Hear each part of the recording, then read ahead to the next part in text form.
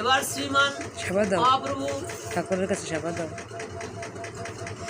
কি করছে, মাথাটা ঘামাই গেছে রে। পরের দিন ইস, আবারও জ্বর আসবে রে। বলছে তার যে অন্তরঙ্গ ভক্তগণ ছিল সংকীর্তনে প্রতিনিয়ত যারা সংকীর্তন অংশগ্রহণ করতো তাদেরকে বলছে তোমরা সবাই মিলে চলো আমরা একটু হরিদাসের কুটিরে যাই। কি জন্য যাব কোনো কথা বলে নাই। প্রতিদিন যেভাবে সংকীর্তন করার জন্য নাম সংকীর্তন করার জন্য হরিদাসের কাছে আসে কীর্তনের দল নিয়ে, আজকে ঠিক আসছে সকলকে নিয়ে, অন্তরঙ্গ ভক্ত যারা যারা সকলকে নিয়ে আসছে। নিয়ে আসার পরে হরিদাস বলছে ঠাকুর তুমি এসেছো, তুমি এসেছো ঠাকুর, তুমি তো পরম দয়াল, দয়ার অবতার, তুমি মহাবদান্য অবতার।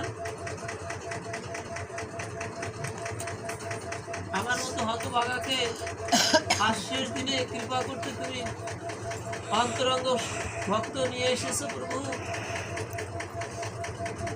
এসে আসার সঙ্গে সঙ্গে হরিদাস উঠে কি করলেন, শ্রীমান মহাপ্রভুকে প্রণাম করলেন।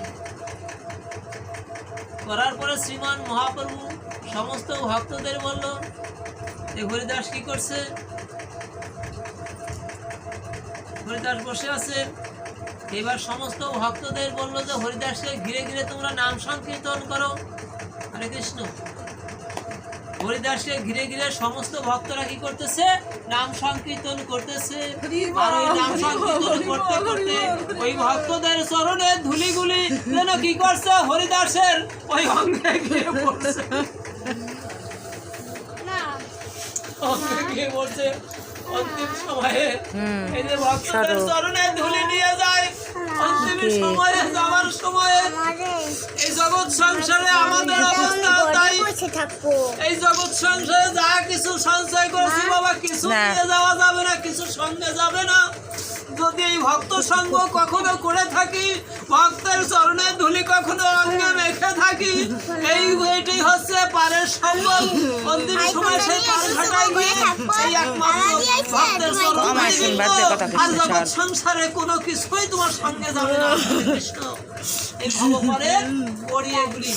এই জন্য বলছে যদি কারো সুযোগ থাকে, কারো সুযোগ আসে এই ভক্ত সঙ্গ করার, এই সেখানে গিয়ে ভক্তের চরণে গড়িয়ে কোনো ভক্তকে ছোট করে দেখো না, কাউকে অবজ্ঞা করো না। তার কারণ আমার ভক্ত অন্তরঙ্গ শুদ্ধ ভক্তের ভিতরে আমার ভগবান বিরাজ করে।